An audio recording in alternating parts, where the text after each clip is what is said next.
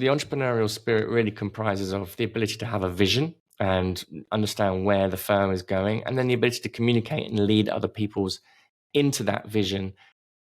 Hello and welcome to the Business of Architecture. I'm your host, Rion Willard, and today I'm going to be doing a podcast which is basically mapping out a blueprint for legacy. So succession planning in an architecture firm. This is something that we hear more and more of in architecture practices.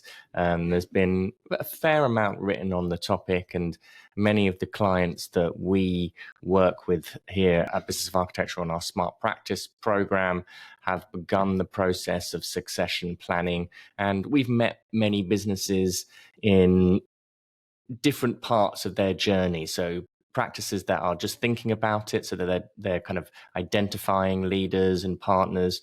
We work with practices who have just brought on new leaders. We've worked with practices where they're created the legacy plan, they've executed on it, and then things haven't gone to plan, or it hasn't turned out the way that they were expecting it to go, and they want to undo certain things. So we've also been involved with firm owners who have had various struggles there, or they've brought on partners who realized they didn't want to become a partner, and being a partner isn't what they had imagined or what they'd hoped for. Or there have been partners who have fallen out, and there's like a 50-50 split of the business, and you get a stalemate situation, which again, very difficult scenarios to handle. But we're going to talk a little bit about how to avoid some of those and have an exploration here of succession planning, and put together a little guide for firm owners through the common pitfalls, the rewarding potential of a well thought out succession plan. We'll look at some of the essential principles and practical steps for a smooth transition, and we'll also point towards some insights that we've seen from other firms to help firm owners secure their own firm's future and preserve its culture. And now a word from today's sponsor. A while ago, I began to hear reports of a company that was helping some of our clients build remote teams. We looked into it more closely and discovered the company World Teams that was helping small architectural practitioners build remote teams that were both capable and qualified. I was intrigued by another business that are addressing one of the critical pain points for small architectural practices, which is the ability to grow and shrink a team effectively, to be able to handle higher workflow without having to staff up significantly, and also being very sensitive about labor costs. World Teams is built to address these issues. World Teams is a small but mighty company that helps architectural practices build high-performing remote teams quickly and efficiently, saving you the headache of sorting resumes and interviewing underqualified candidates. World Teams operates in your time zone and prioritizes near-native English speakers, ensuring clear and efficient communication with your remote team members. They have flexible contracts so you can adjust your team size as your needs evolve. Additionally, you're connected directly with your skilled professionals, which fosters trust and collaboration. And World Teams helps you reduce your operating costs without compromising the quality that is so important to a practice. To download a free guide for building a remote team for a small architectural practice, go to businessofarchitecture.com/world teams. That's one word, businessofarchitecture.com/world teams. As a reminder, sponsorship is not an endorsement, and you must do your own due diligence before entering into any business relationship. Go to businessofarchitecture.com/world teams. We are looking for architect developer stories for the Business of Architecture podcast. So, are you an architect developer with valuable insights to share? We're always on the lookout for passionate voices in the industry to join us on the Business of Architecture podcast. If you're ready to share your journey, lessons, strategies with our global audience, we'd love to hear from you. Reach out to us to explore being a guest on our show and help inspire other architect developers on their path. We'd be interested in hearing your story, whether you're at the very beginning of your development story or whether you have $100 million portfolio of projects already in the bag completed. We'd like to hear from you if you're working with the developers, or that you've developed a number of small houses, or you're working at a larger scale. So it's very important to think about succession planning It's not a fast activity. It's going to be something that's probably going to take around 5 to 10 years. Many firms actually delay succession planning because they don't want to think about it. Often the financial success of the business has been very precarious anyway, so there's been an up and down. There's all sorts of insecurities at play with firm owners. They don't want to expose people to the money side of it, or sometimes it can be a bit of a reactive thing. People just want to suddenly get out of their businesses. But firms that are very successful, that delay their succession planning, risk the future stability of the asset of the organization. So we're going to have a look at some of these problems. And I guess the first one really is uncertain leadership. So many practice owners, perhaps they've been doing it themselves for a long period of time, are very anxious about where the business is going to go. So they become very uncertain in their own leadership. There isn't a vision framework that's ever been mapped out. There isn't a 5 or 10-year ideology of where the business wants to go. Sometimes the businesses have been run quite reactively. So again, like I was saying, that sort of insecurity breeds out an uncertainty in leadership, and the firm owner can be unclear and unprepared for where the business is going, which then means making choices over the next generation of leaders very difficult. It also makes being a leader in that firm very unattractive. So not uncommon that we'll see business owners who have spent their entire careers really grinding and doing the 60-70 hour weeks for year after year after year after year. It also unintentionally creates a kind of idea in the office of the younger generation going, I don't want to do that. So there is a reluctance also to people wanting to take the lead or take the reins of a practice. Again, the uncertain leadership will manifest itself in poor financial performance, a lack of vision of where the practice is going, it's not clear what the rewards are for doing such a thing. And again, we kind of end up seeing this reluctance for leadership from the next generation. Poor succession planning will also lead to a loss of legacy and culture. And I think this one's very painful to see. Certainly with some of, there's been businesses in the UK recently where we've had extraordinary architects who have created an amazing legacy of architectural work. And they have not had a succession plan in place, or maybe some of the factors that I was just talking about. There's been a reluctance of younger generations to take over the reins of a practice. And again, we've got to put that onto the leadership of a firm of why that's happening. And we end up seeing businesses end up just getting complete, closing up shop, and disbanding, which is very sad. And we end up losing a very distinct culture. We lose the client relationships. We lose all the things that have made that firm unique. We lose the mission of that organization. And this is one of the problems from poor succession planning. The third is operational disruption. So if poor succession planning happens, we can see a sudden leadership change occurring, which can cause many problems inside of an organization in terms of how people are interacting with each other, how the teams are communicating with each other, how there's been a hierarchy that's been in place. We can see client relationships floundering, and we can also see team members' morale diminishing. And again, productivity will begin to drop, and we can see a firm's actually ability to be able to win work start to reduce, the pipeline starts to dry up.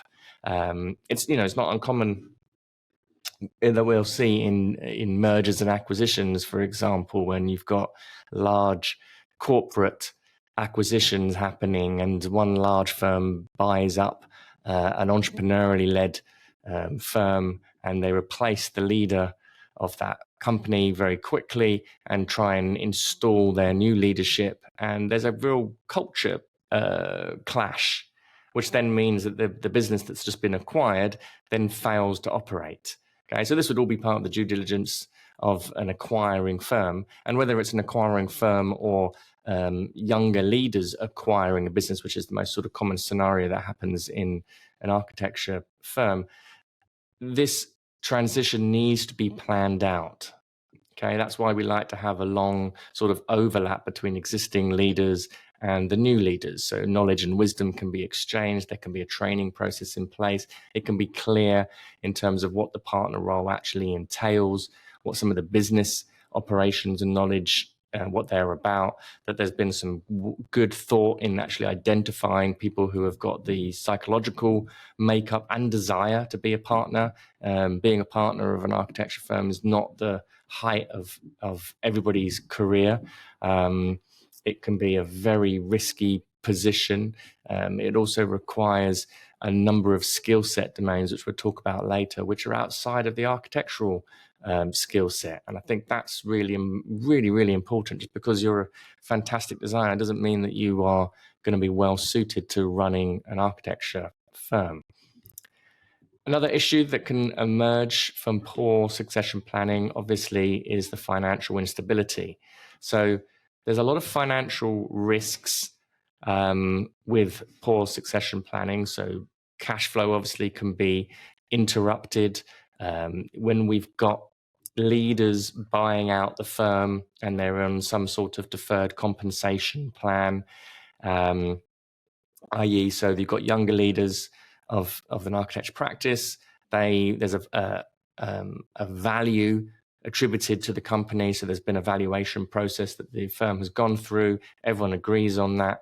The new leaders of the firm, the younger architects typically, they are now buying in to the practice. So they're buying ownership of the practice so they can become a partner. If there's a system of deferred compensation, which usually happens in architecture firms, in a lot of other companies like lawyers or in banking, for example, in the finance world, you'll see the new partners have to take out loans. They'll have to use their own personal finance to buy into the firm. But that can be risky, certainly for architects, because the salaries tend to be a lot lower. So we often see deferred compensation plans emerging. So basically the profit that would be going to the new partner, that gets used to buy out the firm from the departing partners, let's say. But that can cause cash flow problems. It can cause financial instability to the rest of the firm if not balanced out and well thoughtfully planned. It can be very difficult for the younger partners because now they suddenly realize all their profit, all of their money for the next 10 years is being tied up and going to somebody who's retiring, essentially.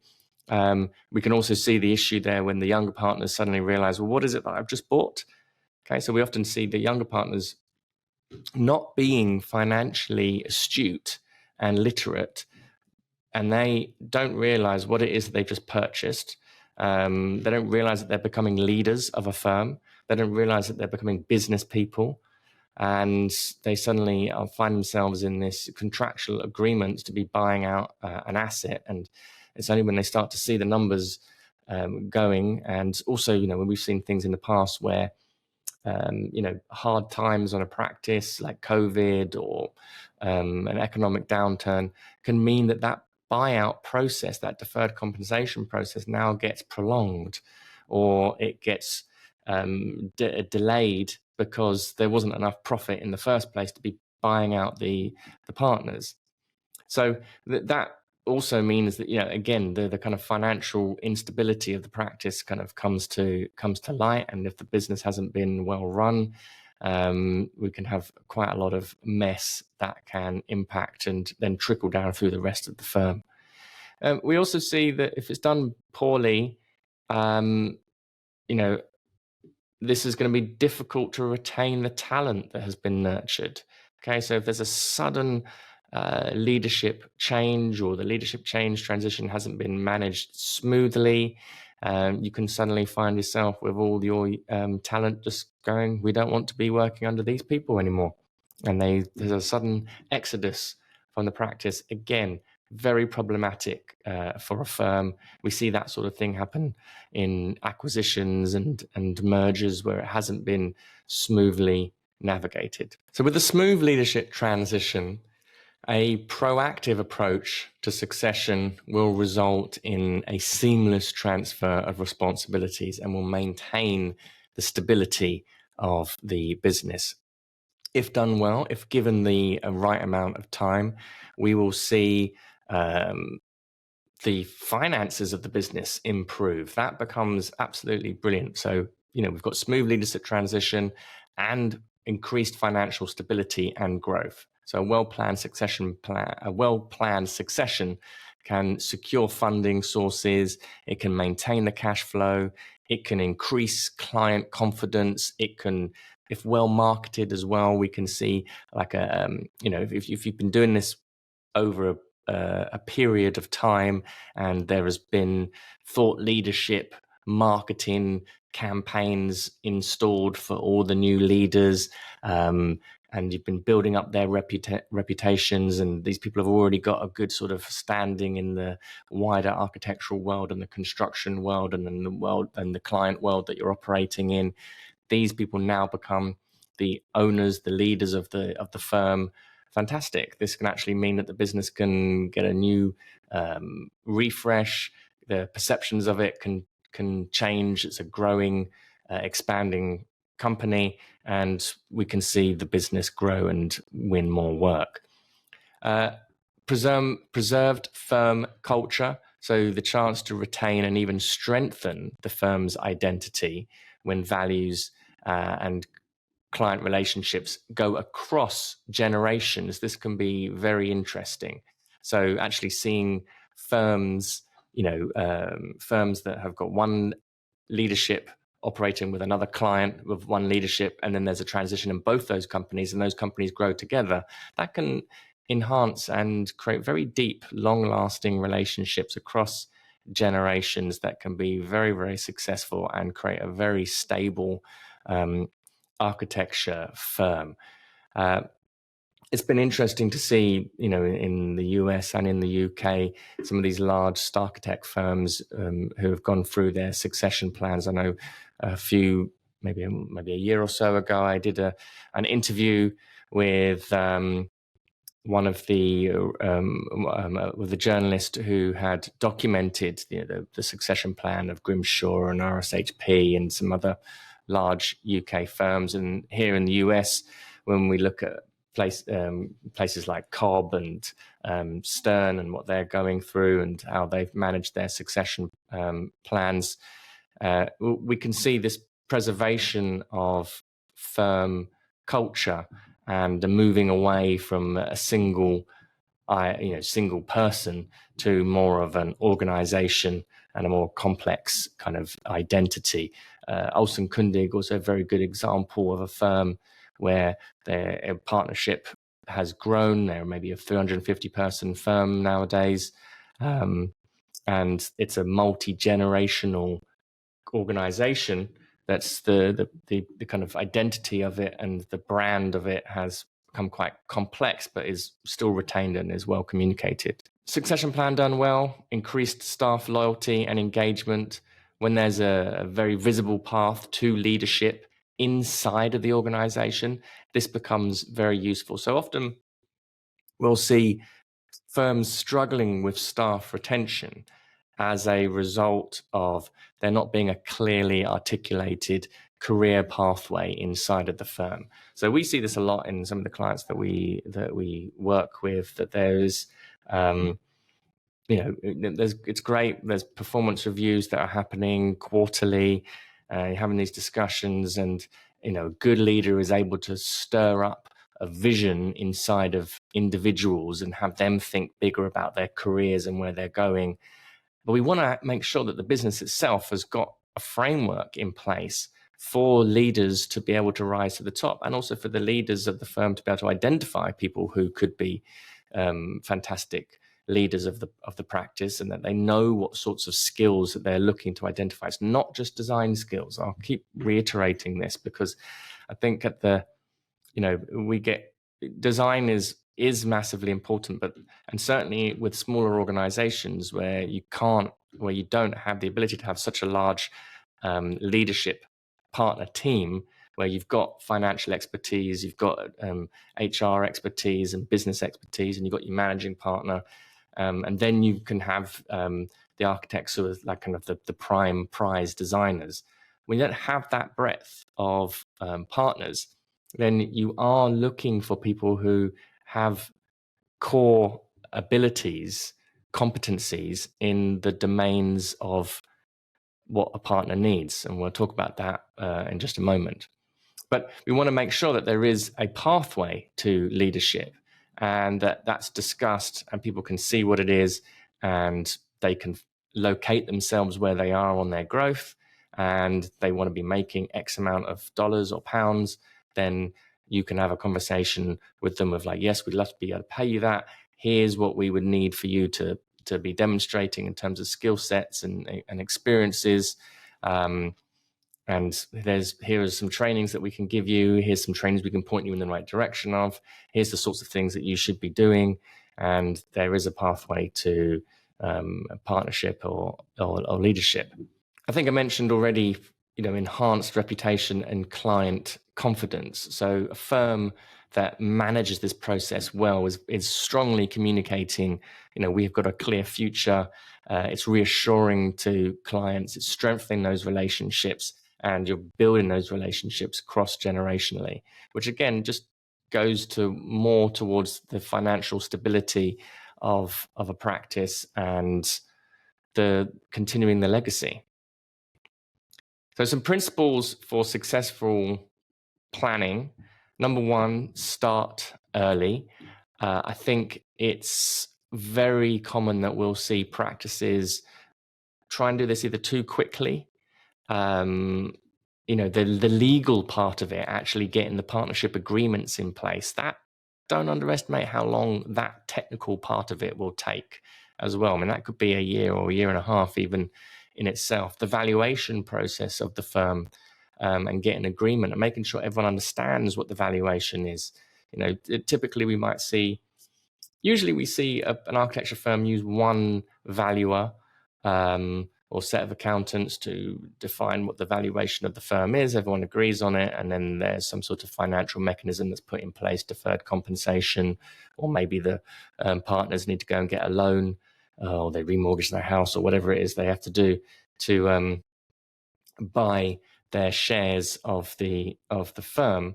But that's, again, that can take its time. There's time involved in just understanding what the valuation means and how it's comprised and all the different components that are being, kind of considered in that. People write books on the valuations of firms, but I'm surprised that how many leaders of architecture practices who have just recent partners who they don't necessarily know what the mechanism is for the valuation of the firm. So if you're in that position, it's your responsibility to really dissect and go into what is causing the valuation of these firms. If we were doing a kind of more traditional merger or an acquisition in business, then we would have typically you'd have the vendor of the business with their own valuation team, and then the purchaser with their own valuation of the asset that's about to be acquired. And so then you'd have two different valuations, one on each side, and then the negotiations would begin in the middle.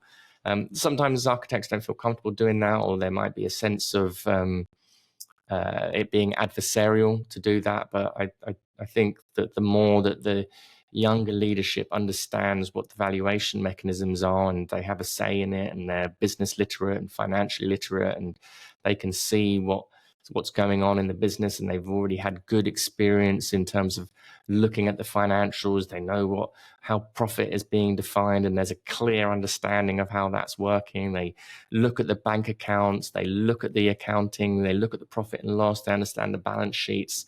The more that is in place certainly for the younger upcoming leadership, then it just makes the process much easier.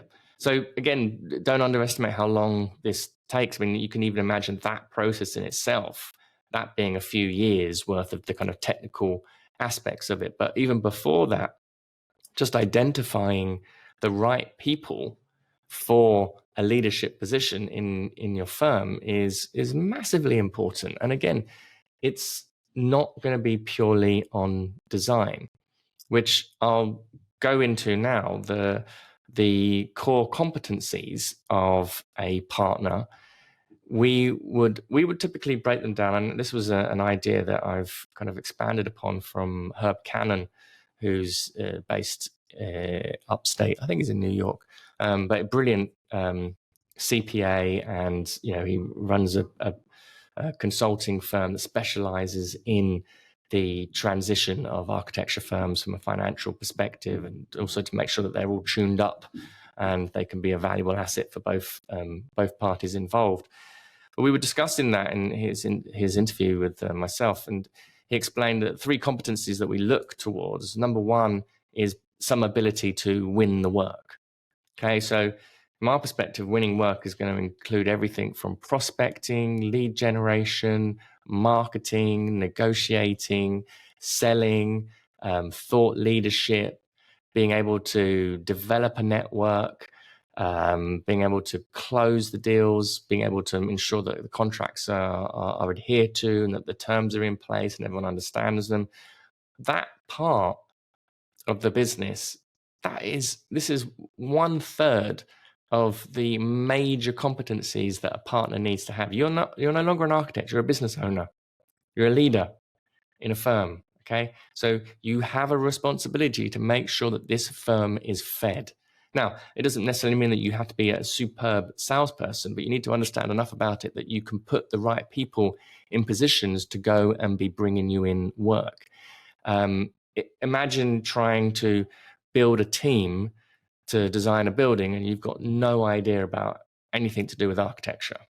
Okay, there's going to be a lot of pitfalls and problems that happen. So I don't accept, and I get very concerned when we've got partners moving into, or young partners who are becoming partners, and they do not want to win work. They do not want to learn about it. They don't want to learn about marketing. They are indoctrinated with the culture of we just focus on doing great work. You might get away with this for a little bit, right? You might get away from it from a little bit. So you might see some partners move on, some new partners coming in, and they are just surviving off repeat work from existing clients. Okay, but there's going to be a point when there's going to be a want of change in direction, new work, economic hardship, that those clients start to dissipate, the leadership in those firms starts to change, and if the relationships haven't been maintained, they disappear. What are you going to do? You've got to be able to have some ability to bring in the work. Sometimes we see this with new partners. They come on and they didn't realize that this is going to be part of their job. And if anything happens very suddenly to the exiting partner, or the exit plan has been very fast on the old partner's way, then there's a problem. The second competency, obviously, is design and being an architect and understanding, what it is to do a good piece of architecture and what the kind of creative directorship of the firm looks like, and the design values, and those are upheld. But again, in all of these topics, all these competencies, there's high value activities and low value activities relative to the position of partner. So if we're looking at winning work, high value activities would probably be more in the actual closing and the negotiating, the developing the network part of it. The lower value activities might be, in the marketing sense, it might be list building. Okay, so you might identify a few people, but then these are sorts of activities that can easily be delegated to somebody else to be able to and bring a certain level of automation to them. Same within design. There's going to be high level activities that the architect as a partner can bring, and there's going to be low level design activities. So as a partner, we wouldn't expect you to be drafting and to be changing dates on title blocks, but we would probably expect the partner to be involved in high level concept work or setting the vision of a problem, of a project, or being like a design director. So a partner has the ability to be able to sit down with all the project architects of different projects in the firm, and be able to kind of consult with them as a design advisor on all of these different projects. And the project architect then goes off and executes the consultation from the partner. Okay, that can be a very fulfilling part of being a partner in that design role, and that would demand some very good design chops and experience to be able to do that. The third competency is the systems of a practice. Okay, so these are all the things that need to be in place inside of a business to protect the profit that's been made through the successful selling of the project in the first place. So this would be things like your HR systems, your financial systems, being able to measure profitability on each project, and the systems that are in place for communicating profitability and client and budgets for your fees. The systems involved for HR, for hiring, for administration. Again, low value work in this context would be you actually building out all of the individual systems yourself. High value would be identifying where there are systems needed and developing a plan and strategy for their implementation. So we've got those three areas of what we expect to see from a partner in terms of their kind of competencies: ability to win work, ability to do the work, and ability to support the work. And then there's a fourth one called the entrepreneurial spirit. Okay, and this one's perhaps a little bit more difficult to cultivate in some way. And often we'll find people with entrepreneurial spirit have gone off and set up their own businesses. But a well-run business will be able to create a spirit of entrepreneurship. And good leaders of architectural firms will be able to create a space in a business that's big enough, that has enough space for people to be able to grow.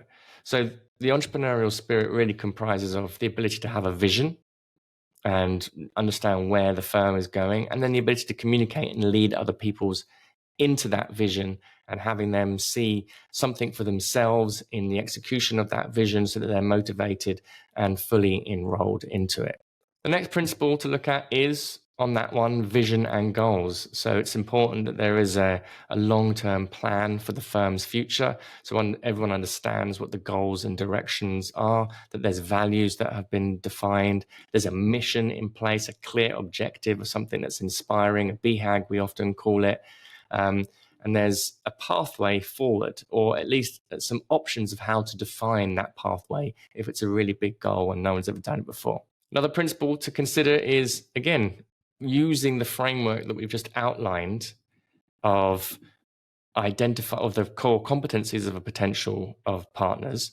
Then the current leadership needs to be able to use that framework and start identifying people who've got either those skill sets naturally, or they have the kind of personality to be able to be very good at them. So, for example, winning work, networking, it's good to keep an eye out on who are some of the more natural communicators in the firm.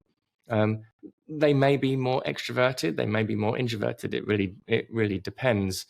But that ability to be able to make friends, make relationships, to be able to inspire, to influence, to enroll other people, that is a key part of identifying potential leaders. There may be partners that have a particular design expertise and magnificence. Okay, great. Again, we want to be considering here, like, how big is the partnership team going to be? Do you want to have each of those core competencies evenly spread out amongst your leadership team, or do you have the capability to have enough partners in the firm, where you can do that? Or is it going to be a much, you're going to have each partner needs to have those three core competencies. The leadership team as a whole needs to have them. How you distribute them is up to you.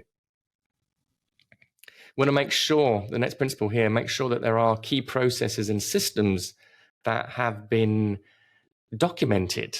Again, so if done well, we would expect that the incoming leadership team, if they're business literate, they would be assessing the processes and the knowledge and the project histories and the client relationships and the firm's performance and how performance is managed. That would be part of them looking at what's missing, what's in place, and all part and parcel of the valuation of the firm. If that's done well, then we'd expect to see the firm being more valuable. Transparent communication.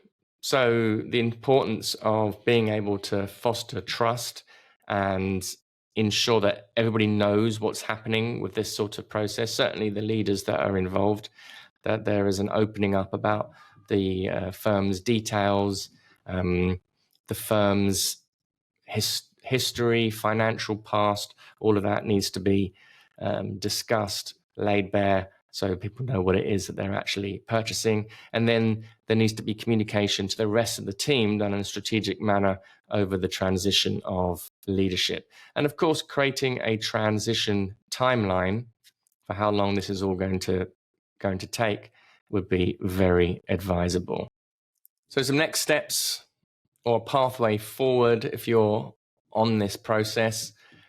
I would suggest a form of succession audit, which means that firm owners take stock of where they are right now in their succession journey and assess what's working, what's not working, what leadership gaps do they have, what needs does the business have, where are things not being delegated where they need to be delegated, so you can understand effectively where you are in the process.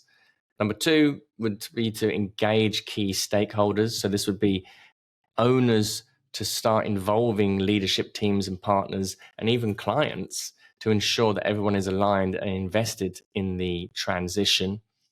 I would also say, as a third one here, it's very important for business owners to invest in leadership development. So we recommend starting leadership training programs very early on and mentorship programs early on. These can be with the help of an external source, something like Business of Architecture. We run a number of different leadership development programs for associates who are moving into becoming partners of firms. You can develop your own ones internally. So there might be mentorship from existing partners. So each existing partner then has a mentee. There's lots of different ways that this can be done, but actually explicit leadership development and training and business training and having that, for people who have been identified as potential leaders, starting that early is a great investment.